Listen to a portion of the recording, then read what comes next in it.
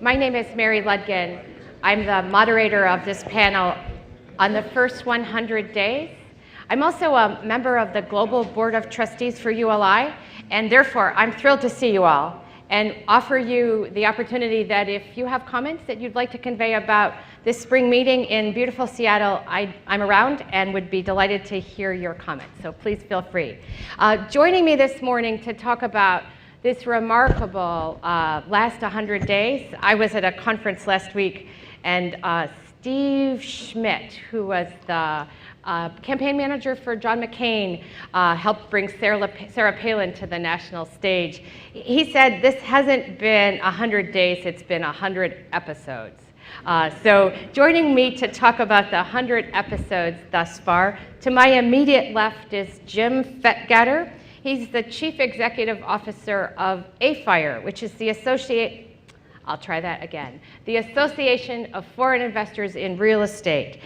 His members are foreign institutions holding $1 trillion US in real estate around the globe. He's been with AFIRE since 1992, at which point it was a small group of Dutch pension investors, and today it's a group of 200 investors or more representing 21 countries. He holds degrees from Oklahoma State University and an MBA from Harvard. To his left is Joanna Mulford. Joanna is a managing director at PGIM Real Estate. You may know it as Prudential, where she has been for a little more than 20 years. How does that happen, right? It happened to me too. She's the portfolio manager and chief executive officer for the famous PRISA fund. That's Prudential's core open-end commingled fund with assets under management of $24 billion. Prior to this, she was a Prime Minister. Thank you. She's been promoted. I might be predicting something. She was literally, I put PM in my notes, and my brain did that. We'll just see how this panel is going to go. She was portfolio manager for Prudential's closed-end funds, several of them, and she helped launch the firm's debt investment platform. She holds a BA in Finance and Management and an MBA from Rutgers University. And to her left is Brian McCartan. He's Executive Director for Finance and Information Technology at Sound Transit. If you rode transit in from the airport at SeaTac, then Brian helped make that possible. This is Seattle's Regional Transit Authority. He oversees the financing of the agency's $40 billion in expansion programs involving both light and heavy rail, as well as the bus system. Prior to this, Brian was a debt manager for the city of Seattle and an international economist at the U.S. Treasury Department in Washington. He holds an MA degree from Yale University. So it's been 105 days. Depending on your point of view, you've got 1,355 days more to go, and that's a good thing, or you're just waiting for change. Whatever it is, we've all watched with great interest as the Trump administration has assembled, come to Washington, and begun early forays into the realm of policy with some interesting results. Did indeed the House vote to repeal and replace part of Obamacare today? I think I heard that, so it remains up to the Senate. But we're definitely watching an administration, many of whom are new to Washington, new to overseeing bureaucracies, new to focusing on a multitudinous enterprise as opposed to a single focus of, for instance, commercial real estate in the case of the president. So all of us have been interested in watching how this comes together. I've asked each of the panelists to prepare an answer to the following question from the perspective that they represent, and I've got to use my glasses for this. And my question relates to expectation versus reality. Prior to the first 100 days, prior to January 20th, after the election, a lot of us had ideas about what a Trump administration and a Republican-dominated House, Senate, and presidency was going to mean. Jim, from your perspective, what were you expecting and what were the members of AFIRE expecting versus what have they gotten? Well, we do our annual survey at in the fourth quarter of last year, and we announced it in January. And one of the questions we asked was positive or negative. What do you think about the election of Hillary Clinton, Donald Trump, and I can't remember who else we listed, but at any rate, negative response to election of Donald Trump for our foreign members was 80% negative. So going into it, our members were negative. If you want to know now? Please. I would say now, well, we haven't taken another survey, so I don't know. I think that foreign investors apparently are still very positive about the U.S. I mean, if you look at the numbers, which I'll go into if you want me to later, but the numbers are still on track for the first quarter of 2017 for foreign investment, for foreign investors. Our members are still investing. I think that the answer that they gave was a personal answer. I will say this, that I'll just give you a personal story. Please. Before the election last year, I contracted with the Trump Hotel for our annual meeting in 2018. The Washington, D.C. post office one? The post office. The famous one. Famous one. Thinking that Trump's never going to win the election. No problem. Well, anyway, apparently it's going to be a problem. So, which I haven't resolved yet. Oh, good luck to you with that. Thank you. Joanna, how about you? What was your expectation as somebody who's steering a really big ship? What was your expectation versus the reality? So I think we thought, and this probably isn't a very original answer, we expected to have a little bit more certainty a few months into this, this administration, and there still really seems to be no clarity on how these policies are going to be implemented and what exactly is going to be implemented. I mean, clearly tax reform could have the biggest impact on our sector, but a lot of the policies affect different property types in a different way. So it makes it a little bit more difficult to make investment decisions.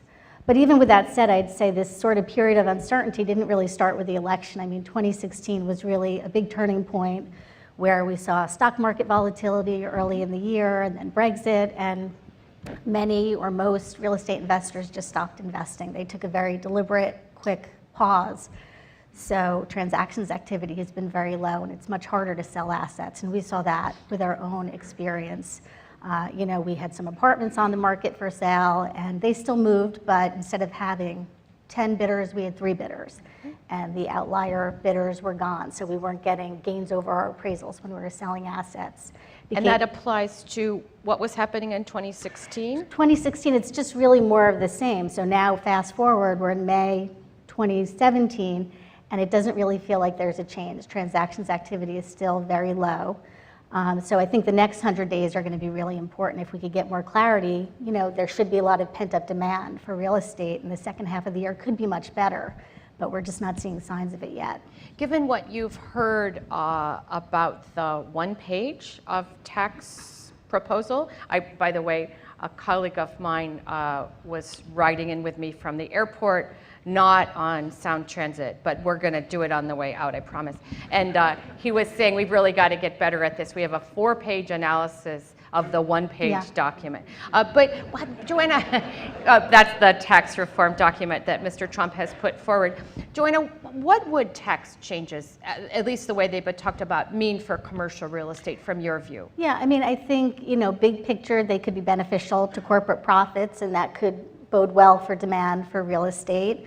But when you couple it with some of the other changes, I mean, the elimination of the interest deduction on mortgages, that could have a big impact on what's a very highly levered asset class, and then policies maybe good for renting. Could be good for rental, and the accelerated depreciation, you know, that could be good for profits, that could, you know, put more capital in the system and cause more building.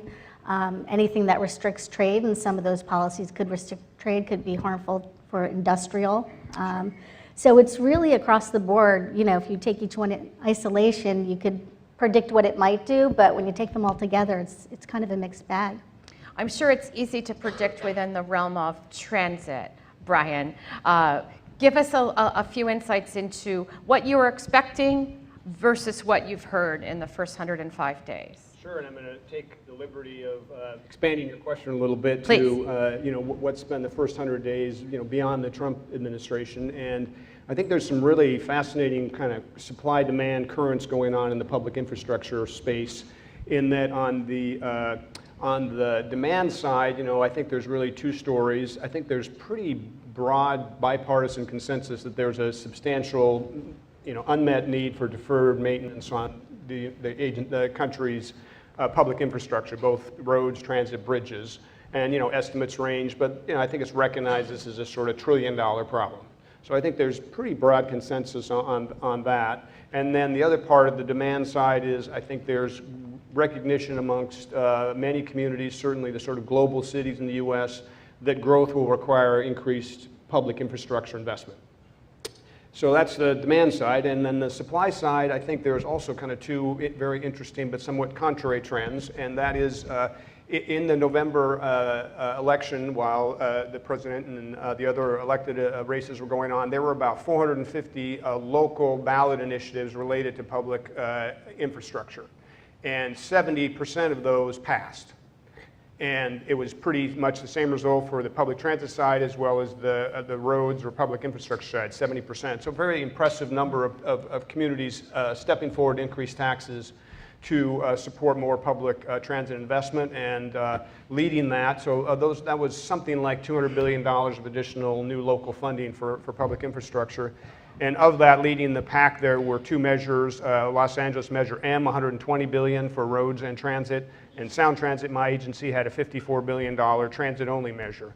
So those two were really, significantly larger than any other measures in the country, but again, lots of smaller measures. And my favorite there was the BART system down in the Bay Area had a measure that they actually advertised as Fix It First, where they got $3 billion of additional money just to keep the existing system in a state of good repair. So again, good recognition amongst local communities of the need and the value of the public transit investment. So then the last piece of it, maybe more on point with your question, was, well, the Trump administration and their initial budget proposal, which as you pointed on the tax side, was very thin. It was not the 100-page budget, but a very short budget outline. But they did take the trouble of calling out there a shift in policy, which was they zeroed out any federal contribution for new major public transit projects. So for a long time, there's really been bipartisan support for major public transit investments in urban centers. And so for really the first time, they called it out and said, no, these programs going forward should be funded locally. So that was a major shift, and obviously that's the start of a long process of negotiation with Congress, and who knows where we'll end up, but that was an initial indication from the budget. And then I think, as you're all aware, the Trump campaign signaled the interest in a $1 trillion investment in infrastructure, and the administration has since refloated the idea that there would be a major infrastructure package, and the dates have been from as early as this month to late summer that we'll see what that package is. And it's very early to kind of know what that is going to look like. Uncertainty, the word you used earlier, I think very much is in play here.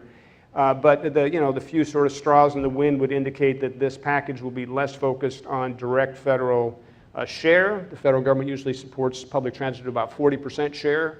So the indications are maybe that direct funding the proposal will be below those levels, and what will be in there is more reliance on the private sector, loans, tax credits, tax subsidies, public-private partnerships. So that would, again, straws in the wind would indicate that's where the emphasis is. So some really interesting kind of cross currents going on in the public infrastructure side.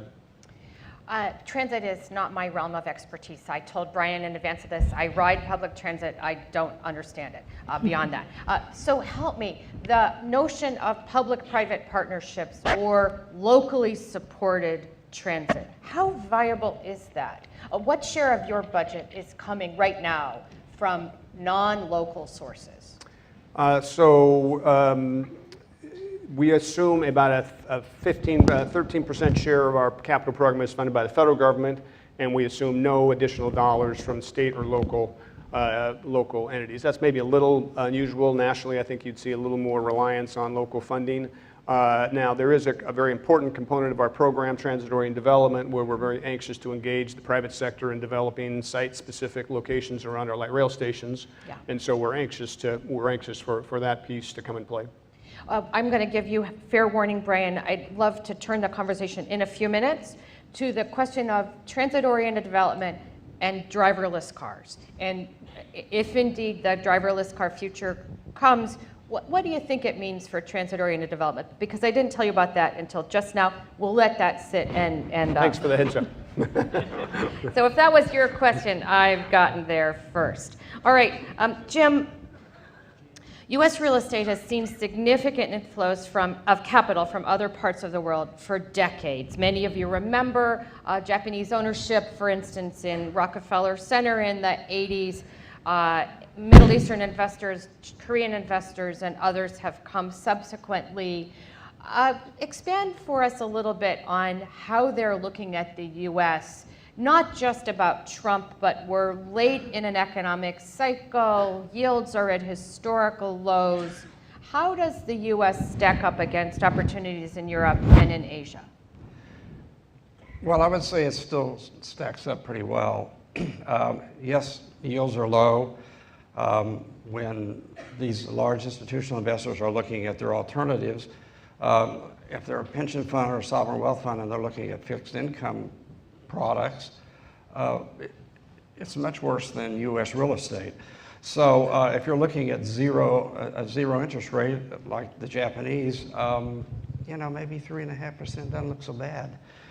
So sometimes it's like putting their money in a safety deposit box, and even though they may buy a core asset and it looks like an incredibly low yield, at least they are fairly confident that that money is going to be there when they need it, and at least it throws off a little bit. So they are, all the indications are that they're still looking at the U.S. favorably. It's a very safe place. There's certainly some people that are going into London because they think perhaps there's some bargains there. People like Germany. But in general, there's not a lot of good alternatives. And nothing has changed in the U.S. as far as that concerned. It's a diversified market. It's a huge market. And so it's usually the first place people stop when they're going over international. I've heard the expression about the U.S. Seen as the cleanest dirty shirt. So there we are. Right, yes. Joanna, you have foreign investors within the PRISA fund. What are you observing? Any halt to the inflows of foreign capital, any outflows from foreign capital, any measurable last 100 days effect? Yeah, so I think, kind of it goes back to last year. I mean, all of the big core funds had big entry queues to get into the fund throughout the whole recovery. And last year, many of them were exhausted or went down meaningfully. Ours was exhausted through a combination of factors. Our fund has only been open to non-US investors since 2013. We did a restructure to allow for that because we did want to diversify our capital sources. And it was kind of slow going initially getting these non-US investors comfortable with us and our fund. And it really seems, I agree with everything you said, that it surprised us to the upside post-election how much interest there still is from non-US investors.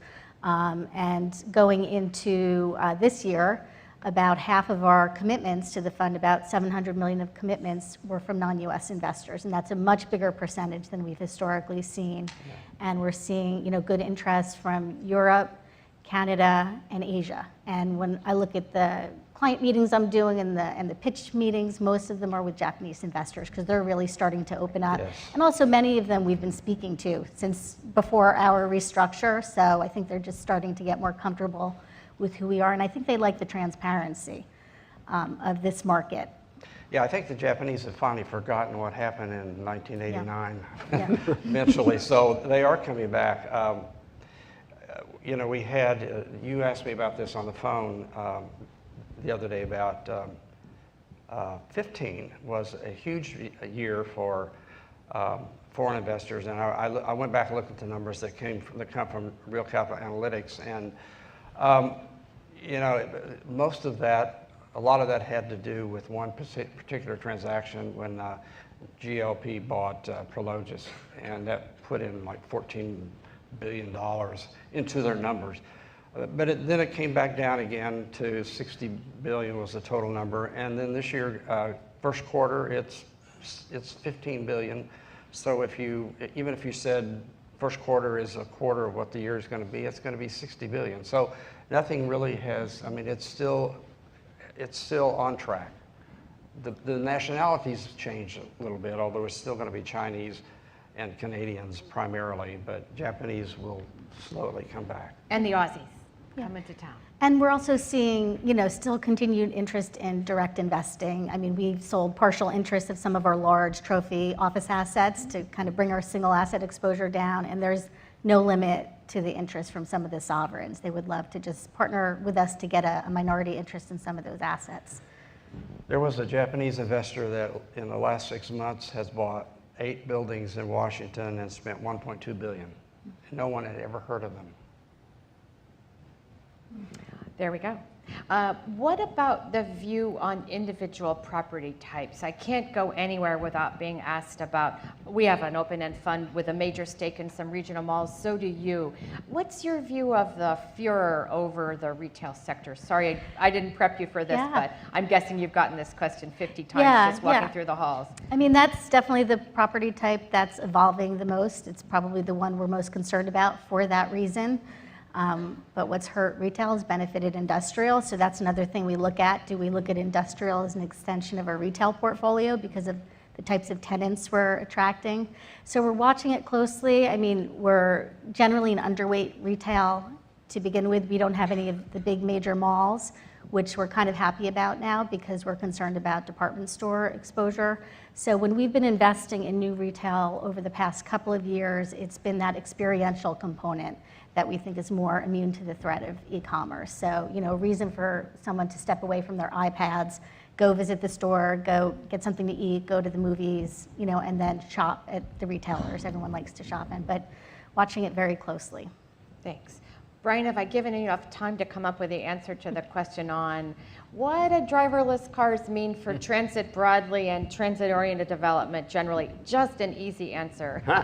Easy to an easy question. You can give me enough time to get the answer because I would need the crystal ball for that. So I can give you my best, guess about at least some of the thinking in transit on that question. It's a great one because there's definitely a lot of evolution going on in the transit space about technology and how it'll be used. And I think generally the thinking in transit is that the new technologies will supplement, not supplant, the public transit investment. And I think Seattle is a great case of this. So if you look at the Seattle region, we've got 2 major freeways, I-5 and 405 on the east side. And there's never a conversation about, well, there's another freeway out there to add. There's no room. And so how do you get more capacity out of that? And I think driverless cars obviously would be a potentially a way to do that. But I don't think those corridors are so congested. And with another 1 million people coming in here over 15 years, I don't think there's any scenario whereby those arteries are sufficient to keep the region moving. And so our investments and the same in other regions, I think are seen as providing the kind of backbone for high capacity mobility through the central core, supplemented by additional new technologies. And so I think we see the need for both investment in new technologies on the single occupancy car side as well as the public transit side. And during our ballot measure, there was a lot of critics said, well, gee, rail is yesterday's technology because of the emergence of Uber, Lyft, and driverless cars. And interestingly, one of the major companies, I can't remember which one of the two it was, came out and endorsed our program, essentially arguing that, yes, we view them as compatible.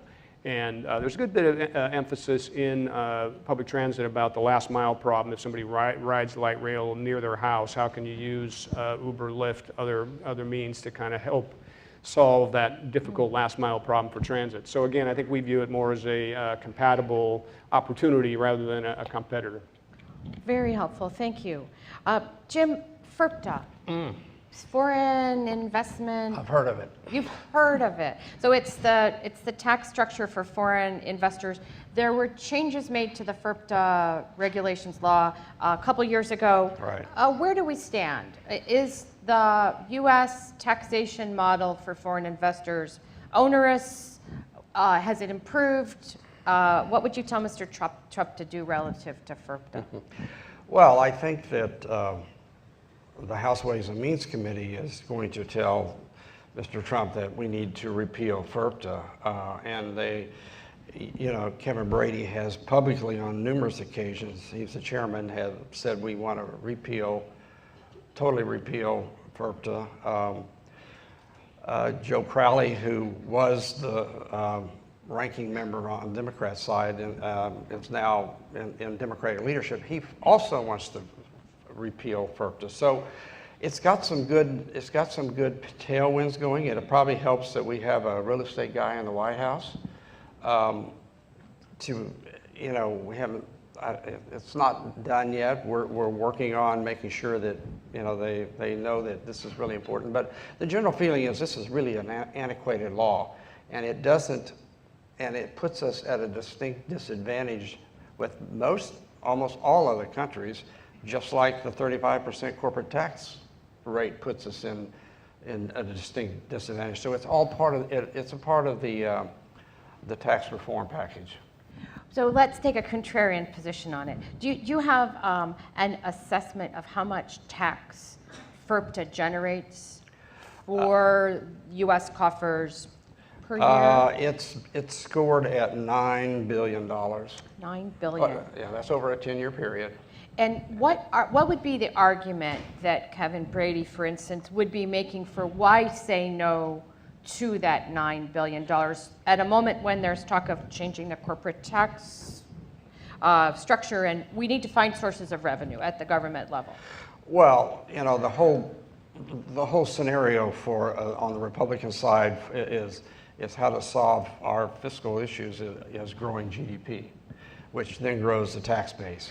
So a lot of the arguments for the repeal of FERPTA is infrastructure, private partnerships with large pension funds and large international sovereign wealth funds that would like to come in and invest in structure. Now, pension funds are exempt as of 2014, that changed, but sovereign wealth are not. And many of the pension funds it's still up in the air whether they're qualify as under the rules. So that's part of the big argument.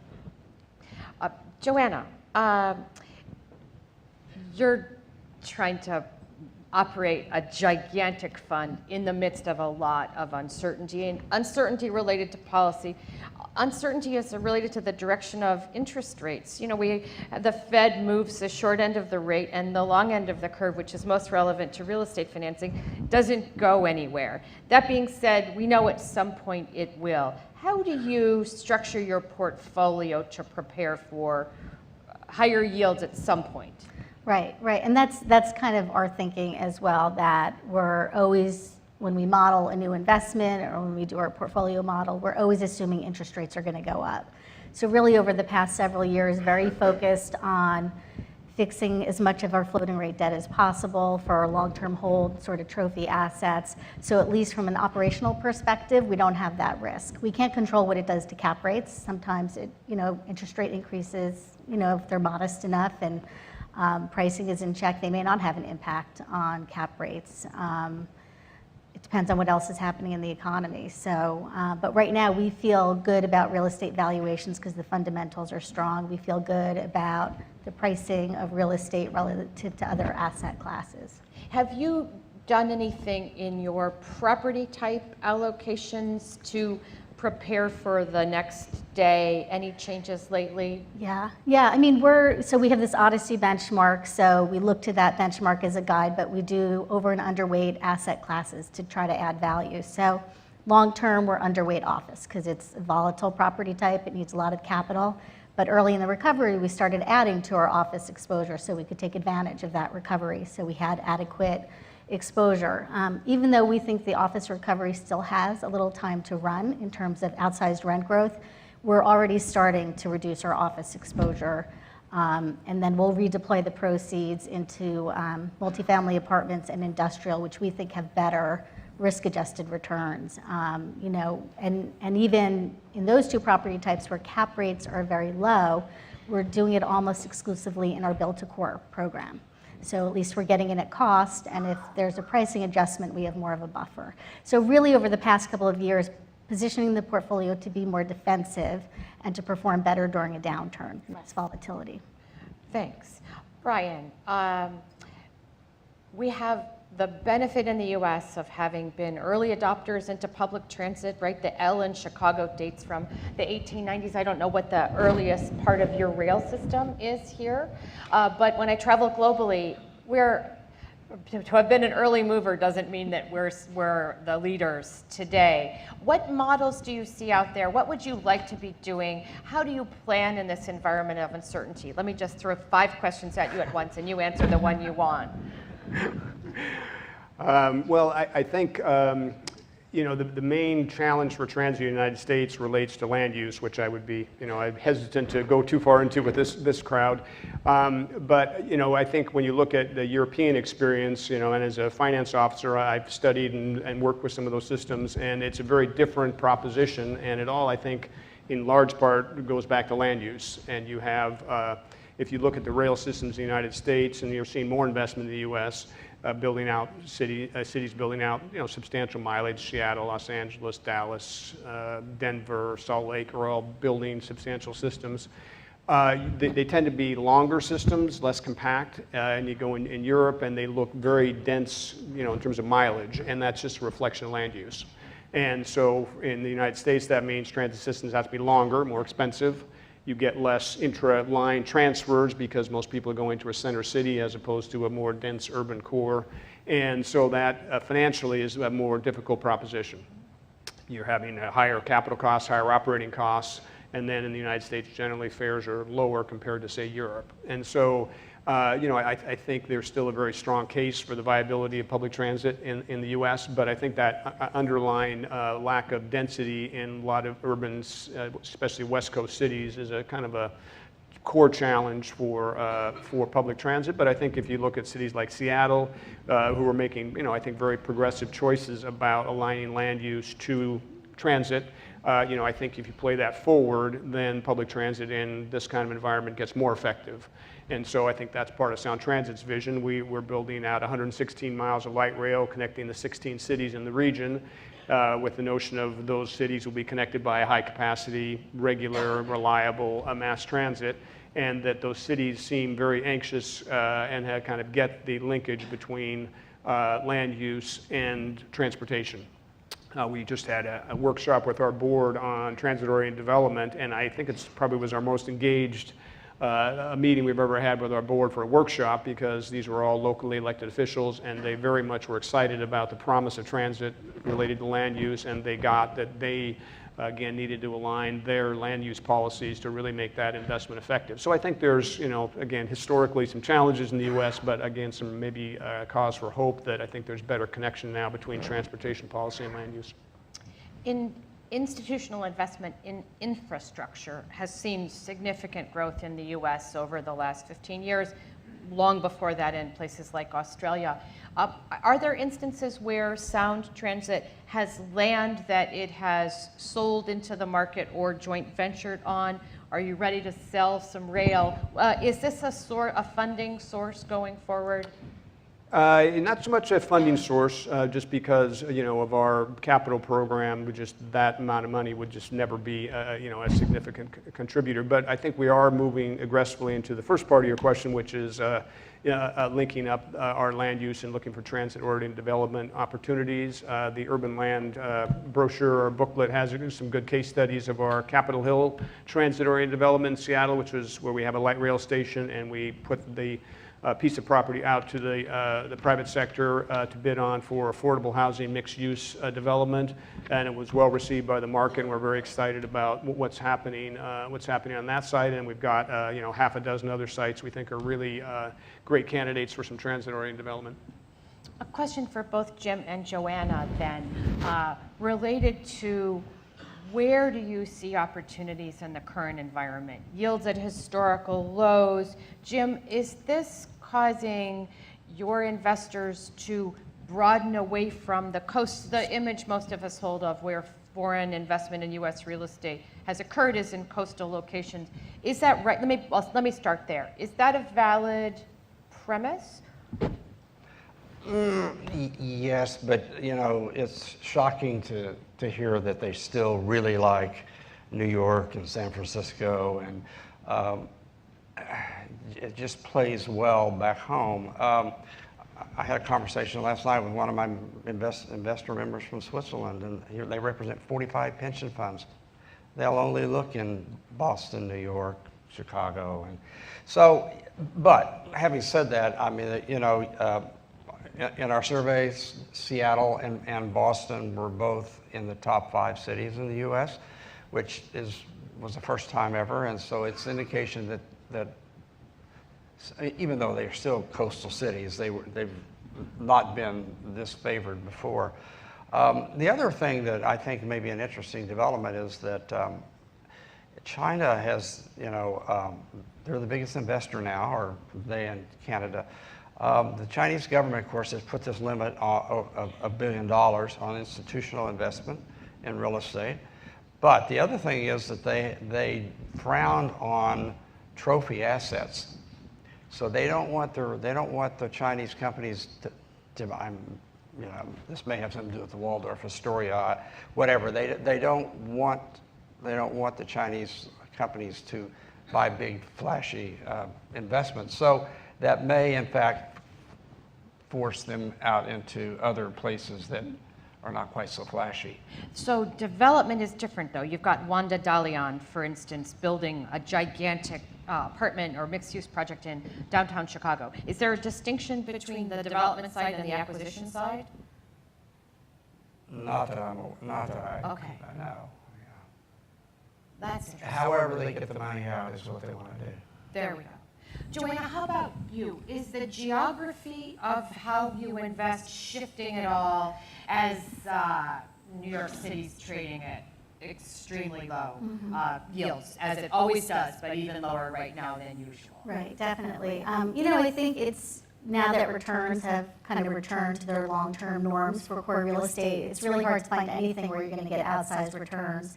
We are a major markets fund, so about 80% of the portfolio is in the big markets, but we'll play at the margins in some of the secondary markets. And as this recovery has become more broad-based, we're more interested in Sunbelt markets.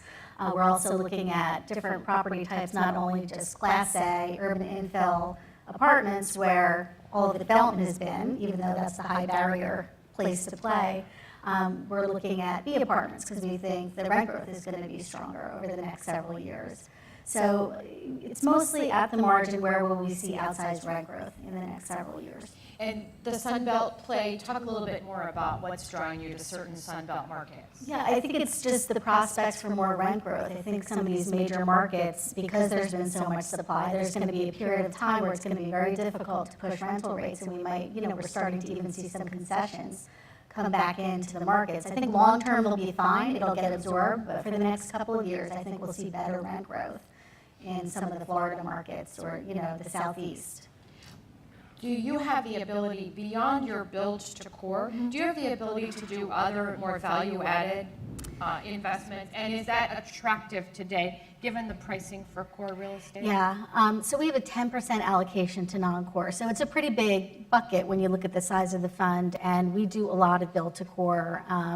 That's almost exclusively how we've added to our apartment exposure during this recovery, because the core pricing does concern us, and we like that development spread. So if pricing pulls back, we have a little bit of cushion. And also, if you think you're going into a slower economic environment, apartments are great, because even if you're leasing it up during a downturn, next year you could reset the rental rates. So you could, reset back up to market pretty quickly. Jim, how about from a risk-return perspective? Have the low yields in the real estate caused a shift in how your constituency is looking at risk and return? Is it moving them up into value and opportunistic investments, or are they holding firm in core? That's a hard question to answer, because I think that generally, yes, they are gradually moving into some value added, but it really depends on the kind of investor. If it's an investor that's maybe a private investor, or has maybe it's a public firm, a company, they can take more risk. But if it's a sovereign or if it's a pension fund, they sometimes have an allocation as well to some value added, but it typically stays around 10%, actually. Okay. Brian, question for you related to if indeed there's going to be a pullback from Washington, which is signaled in what I think is termed the skinny budget, so the budget for the first 6 months or so of, or I guess it's 8 months of an incoming administration. If indeed there is going to be a pullback, does that shift your spending, your planning away from the heavy rail, really expensive, into things like bus rapid transit? How do you pivot in this environment? Sure. So I think we're watching developments in Washington very closely, as you say, and this is the start of a process. So we're still optimistic that the federal government will, see the value and the appropriateness of a major, federal share in these sort of projects. So our first, choice and we're working towards is to, continue that really strong partnership we've had with the federal government. And there's the Congress will get involved in this, and so there'll be a lot of negotiations about the final funding levels for transit. But I think it has introduced uncertainty, and we're a little bit unique in that we go to the voters and we say, if you raise your taxes, we will deliver the following projects for you. And as a result, we don't have any flexibility to then say, oh, well, we got less federal funds than we thought, and so we're going to be shifting modes or cutting projects. We just have to deliver what we promised the voters, and so, we dig deeper into our contingencies, sharpen our pencils, and if have to, take a little longer to build the project. So we're still very much committed to building out the full system, regardless of recessions may come or go, or federal partnerships over the program's 25-year period are going to go up and down. So, but we're focused on delivering. Now, let me kind of answer your question though a little broader. I think uncertainty at the federal level will, if it's a reduction, it will force transits across the country to obviously sharpen their pencils and look harder at capital expansion, and heavy rail is the most expensive. And so, I think there would be probably an emphasis then to look at, well, if we've got less dollars, we either build less of the heavy infrastructure or shift more to bus rapid transit or other modes. But as I mentioned in my first comments, there's really strong local support for these investments. And so I think would be unclear. Administration, at most, a Trump administration is 8 years. These are 30, 50, 100-year investments. And so I think local communities, are going to play the long game in terms of how they view these investments and what's right in their case. And I think be a little less reactive to the latest to and fro in Washington, D.C. Can I ask? Please. What about the gasoline tax, the increase? Is that going to happen? Is that going to help you? Don't know and no. I think a lot of uncertainty around that. Generally, again, I'm generalizing, but across the country, generally, transit is supported by local sales tax, and roads are more heavily supported by the gas tax.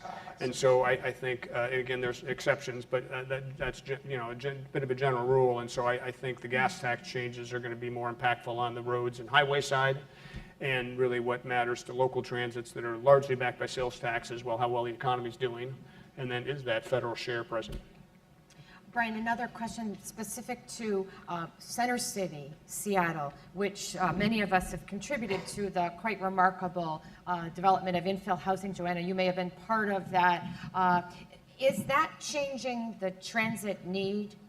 That there are more people living downtown, more people trying to commute within a downtown that's stretching to the north and to the south simultaneously? Yeah, absolutely. And I think where we're seeing that is just the level of ridership on our system. We've had some of the largest transit growth here. Our system is growing at double-digit levels, and I don't know if any of you have ridden the system lately, but we have trains and buses that are completely full. And so I think the conversation that's happening internally in my agency is, well, do we have enough capacity, and how do we, especially in the core city, maximize that capacity? Our new program, the current light rail alignment is sort of north-south from the airport, south of the airport to the University of Washington, going further north. Our new program will introduce a new line, which will go from, if you know Seattle's geography, West Seattle, another downtown tunnel through downtown Seattle, and over to from West Seattle to Ballard. So introduce a whole new line to that core. And so I think the city of Seattle, and we view that as really, kind of the choke point for the system. And so we really need to add more capacity in that central core, which, as you're pointing out, supports that higher density. Are there, in your planning, are there demographic assumptions, for instance, that the millennials, even as they age, are going to be more transit-oriented than prior generations? What kind of demographic overlay do you do? Yeah, I wish we were maybe that sophisticated. All our forecasting is based on regional models supplied. We have some, and then the Puget Sound Regional Council has some. And I think there are some demographic components to that, but they tend to be sort of more, as I understand them, a little more macro-driven about population growth and the factors for general population growth. And I think we have not gotten to the level you suggested, which is, well, gee, how will demographic shifts exactly affect transportation use? Fair warning to the audience, I'm going to ask a last question of each of them, and then it is your turn. My last question involves, you get a half an hour with the president. From your perspective, and I'm going to ask each of the panelists, what would you want to do in that half an hour? Or maybe given his attention span, 10 minutes. Your pitch in 10 minutes. What should you know? Jim, I'll start with you. Wow. Okay. Well, gee, just before this session, I ran into one of my big investor members from UK, and he's very worried about world events and some disruption in the balance of power in the U.S. and, I mean, not in the U.S., but in the world. So, gee, I would say, you know, stop tweeting and sort of smooth things out a little bit. That's what I would say in general. Then I would, of course, talk to him about FERPTA. Of course. The easy one. And the easy one. And that's it. Thank you. Joanna, what would you say Yeah. in your 10 minutes? I didn't think I'd have 10 minutes with him because of the attention span issue. So it was going to be stop tweeting, maybe stop campaigning, stop referring to yourself in the third person. And then just, you know, I think you're right about the settling down, you know. Yes, fair. Brian, from a transit perspective. Thank you. Well, I think I'd be, you know, pretty parochial and try to make the case for the benefit of public transit. He's a businessman, and I think, you know, he recognizes the importance of infrastructure. And I think I'd use my 10 minutes to really focus on the economic benefits of the public transit investment. He's staked pretty much his whole fiscal policy and a lot of his campaign on the idea that we're going to go back to the old normal of the economy growing at 4 to 6%. And I think I would make the case, try to make the case that in order to have a chance for that, you have to have the United States have viable, healthy, strong infrastructure, and public transit's a component of that, and that you're not going to have vibrant, continual, sustainable growth in U.S. cities unless you make that infrastructure investment. And so I'd try to pitch that. And how likely is that going to be heard? I'm a little worried given it doesn't look as though the funding's in place for the extension of the 2nd Avenue subway in New York City, or some things that are in the works already, right? But the second phase of funding is gone. I'm sorry, I'm asking you to speculate, but do you think you can get him to hear? I'm giving away my bias, sorry. The conversation is larger than just the president. Congress appropriates money, and so I think we would obviously try to make the case to the broader audience. And again, there has historically been very good bipartisan support for the value of public transit dollars. And I guess I'm on the panel, so I'm going to be optimistic. I think we've seen some difference between the Trump campaign and the Trump administration in terms of learning. So I'm trying to focus on what appears to be some learning moments, and hope that that would include some better understanding of the value of public transit for economic growth and sustainability. Thank you. Okay, so there are microphones right here, 2 of them right here. Would love to hear what's on your mind. Please. Thank you for a great program so far. In the first 100 days, it would appear that the Trump administration is not interested in talking about climate change. Yet many funds are heavily leveraged in coastal cities throughout the world. How are risk factors going to change over the next 4 years?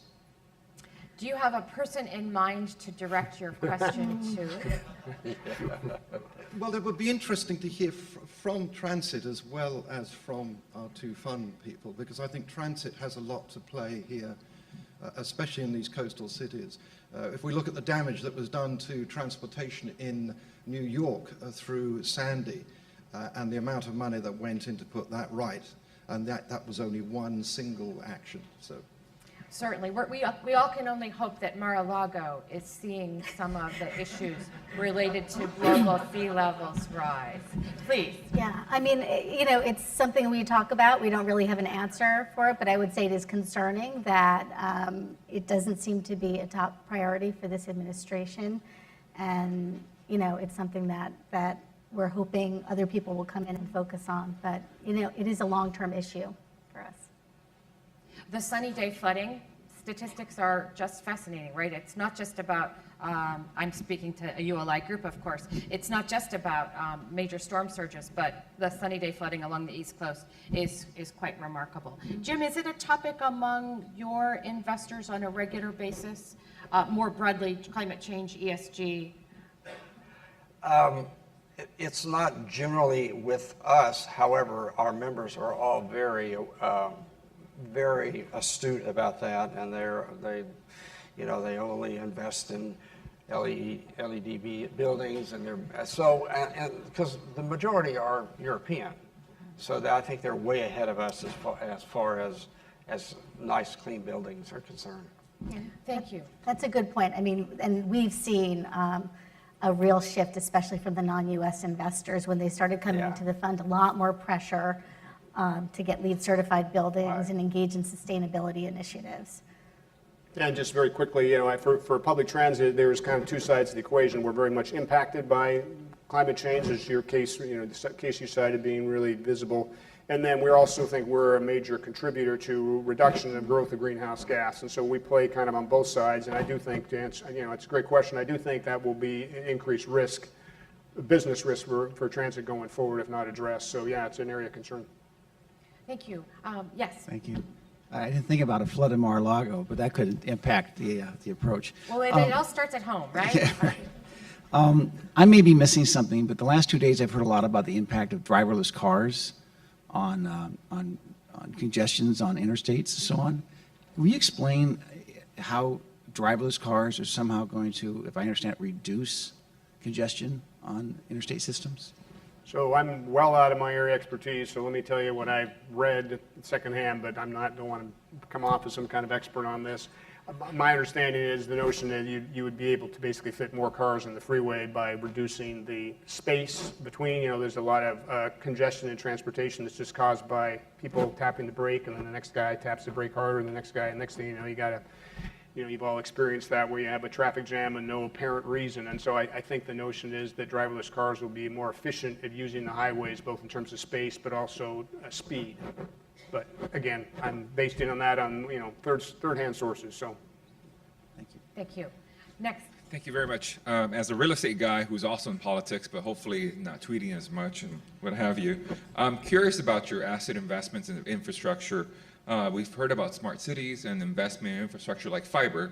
I'm not sure if that's something you look for your investments, and then how is transit leveraging maybe sensors to play into knowing your local capacity needs. But as investments, are you looking at infrastructure, not just the roads and what have you, but are you looking at fiber technology for your clients and users to really get ahead in the digital connected economy? Jim, maybe a question for you related to, as AFIRE members, do you cover their infrastructure investments as a part of your book of business? We do some, but I have to say that to this point, I mean, the nationality that has been the most active are the Australians. I think there's a lot of interest in it, but as of yet, they haven't done a whole lot, I don't think. I think they want to, but I don't think that it's happened yet. Yes, I think for our questioner, there's a paper in what you just were talking about that would be helpful for ULI. And if I can just maybe add perspective from the transit side, I think there's tremendous potential there for infrastructure investments to be more efficient with a technology component. And so I think, at least on the planning side, in my agency and others, there's more attention to it, and there is more awareness of how can we use technology both to run the system smarter, smart operating cars, smart buses that you can maintain easier, that signal where they are more effectively, allow for better training. But also on the customer side, there's, I think, tremendous benefit, and transit agencies already moved into this space of kind of giving better information to customers about the infrastructure. When's the parking lot full? When's the escalator broken down? When's the next train? Which will all allow them to make smarter decisions and get more out of the, better cost benefit out of the investment. So I think we're at the front end of that, but there's a lot more to go. So is it more of an education that needs to occur to the investors and funds about the benefits of ensuring that kind of class or that investment spring? So I defer to my colleagues on the, kind of the investor side. I think where I see it is the private firms showing up to build our assets or design our assets, I think are growing, more aware of the benefit of that and are incorporating that more. So we're seeing that more on the design side, and I defer on the investment side about whether that's an important component of real estate or other investments. Yeah, I would certainly answer as a representative of an institutional investor. We're always trying to avoid obsolescence in location, in form, in building design, and so you're getting onto broader topics that we need to take a hard look at as we're thinking about what are the assets that will make it for at least the 20-year period, our 10-year hold, plus the next entity's 10-year hold. Joanna, would you like to add on to that? I think that's well said. Okay, a couple more people with questions, please. I represent a small city, first-tier suburb around Seattle, and I'm in economic development. Been frustrated with just the equity market being so focused on the core. I always say they want to be 5 minutes from the Space Needle, and we're more like 15 minutes from the Space Needle. How does a small city do the right things, but also get the message out to attract New York money, international money, and so forth? So let me make sure I understand your question. From a investment or development perspective, how do you get the attention of Exactly. Okay. Yeah. I'm happy to take a crack at this. We're happy for you too. Fabulous. I'll start from the perspective of where development has occurred and where a lot of investment has occurred over the last 6 or 7 years. It's been very center city focused.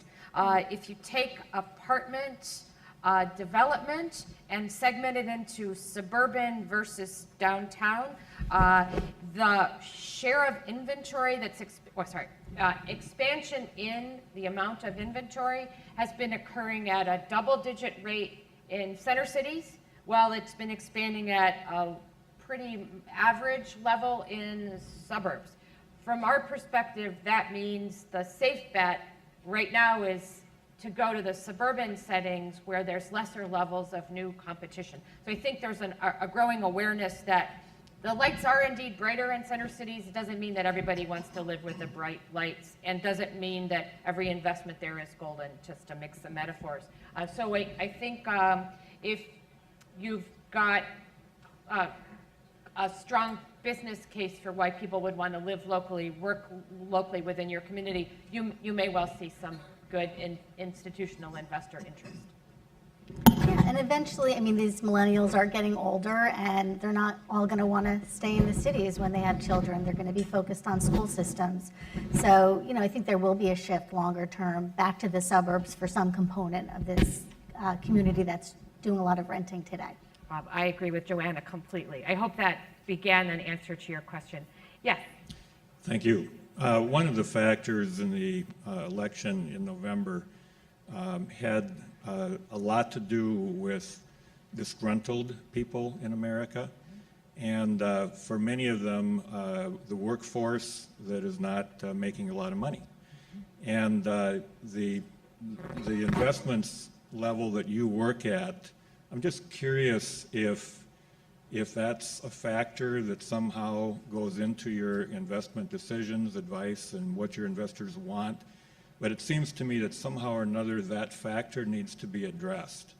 And so is it pretty translatable what you are saying about what drives investment if you go to the smaller level, like investments in a couple of $1 million kinds of housing or attracting business, that kind of thing? Does that make sense? I'm processing it, as I'm guessing members of the committee are as well. It is I some do left field. think the election told us a great deal about the effects of automation, how companies may be mobile, but people often aren't, and there certainly was a groundswell of people feeling left behind and left out. How do we translate that into investment, I guess, is the other question. I, for one, if I had my 10 minutes, and I know I'm moderator, but I'm going to take a little liberty. If I had my 10 minutes with Mr. Trump as a Chicagoan, I would suggest to him, please don't focus on bringing the National Guard to Chicago to help us with violence. Please understand the role of despair and lack of job opportunity and lack of training and the importance of education as a means of helping us be the 4 to 6% growth, GDP growth target being realistic as opposed to what it is now. There is despair across the nation. That was evident in the vote for change. And let's channel that into something that can create the optimism that we heard from Mr. Biden yesterday. That'll be my crack at that. Thank you. Anyone else like to add on? Just maybe some free associations here. I think the results in the election were a bit of an urban-rural split if you look at, kind of how the voting broke down. So I think, we're generally talking about the urban component of that. And I think one area that's a real challenge in that is affordable housing related to income levels, that you have a lot of cities experiencing very rapid growth and, really pricing a lot of people out of some of those markets. Seattle has that as a challenge. So I think maybe just not answering your question, but layering it on, I think within the urban environment where people actually, maybe were a more blue state oriented, you still have that problem that I think, you all as professionals have as a challenge in front of you, which is how to create land use patterns that still make it possible for people on lower incomes to live in areas like Seattle with really high, high real estate growth. The one program that's supposed to speak to some of that for foreign investors is, of course, the EB-5 program, because it does require, if used correctly, it does require employing people to qualify. Obviously, it's been abused, and they're working on it, but nevertheless, it is one program that supposedly answers some of that. I do think ULI performs a function. We're not a lobbying group by any means, but we try to change minds via facts, and as an example, there is a ULI study that I got a copy of yesterday on the reality of immigration and the role of immigrants in creating demand for housing, in creating jobs, in making certain that the economy functions well. And that's the kind of job that ULI can do in actually bringing facts to a complex setting. Joanna, I didn't mean to leave you out. No, I think, for our fund, our investors are very focused on liquidity, but, it would be very difficult for us to build in any urban center without having a portion of the units below market rate. And then just our firm is very focused on it too. The bigger Prudential, they're very interested in kind of socially responsible investing, and we're looking at putting together an impact fund. And there are other investors too, like-minded investors who want to invest in a fund like that. So the challenge is to find something that's also, providing good returns to the investors. Thank you for that great and stimulating question. Well, I think maybe then we'll just conclude. Please help me in thanking our panel for their fine assessment.